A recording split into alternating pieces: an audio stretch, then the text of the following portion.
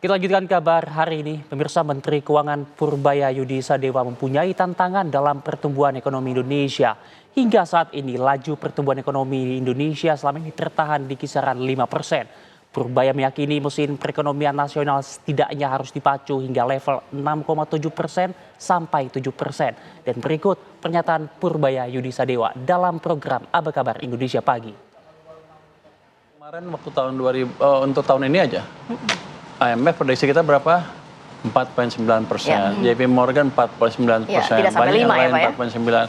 Tapi begitu kita bisa menunjukkan arah perbaikan di triwulan keempat dari 5 poin sekian jadi 5,39, 5,4. Itu kan ada break dari struktur turun, tiba-tiba naik. Nah, semuanya melihat itu merubah prediksi ekonomi. Ya. Tahun ini mereka IMF udah naikkan ke 5,2%.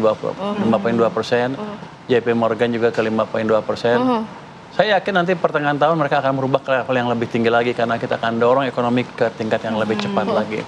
Mungkin antara triwulan pertama antara 5,6 sampai 6%. Ya. Jadi saya tahu cara berpikir para peramal ekonomi itu. Dia lihat data terakhir dimasukin, kalau naik dia naik juga. Ikut naik gitu ya, Pak? Mereka nggak bisa meramal betulan, mereka ikutin angka terakhir. Nah, tantangannya memanage ekonomi domestik dengan baik saja. Karena kan global kita tidak bisa pengaruhi. Apa iya kita bisa pengaruhi Trump atau Putin supaya nggak ngaco-ngaco begitu? Nggak bisa kan?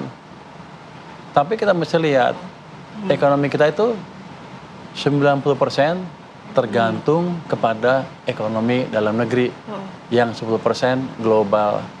Jadi kalau saya bisa pastikan yang 90% tadi dalam negeri bekerja dengan baik, mesinnya dua-duanya jalan, marketnya betul-betul dijaga untuk orang pengusaha domestik aja. Kan saya nggak peduli yang 10%. Dan saya bisa bilang go to hell global economy, I don't care. Tapi kita mesti jaga yang dalam negeri. Tapi bukan saya bilang saya bukan berdoa yang luar harus hancur, bukan.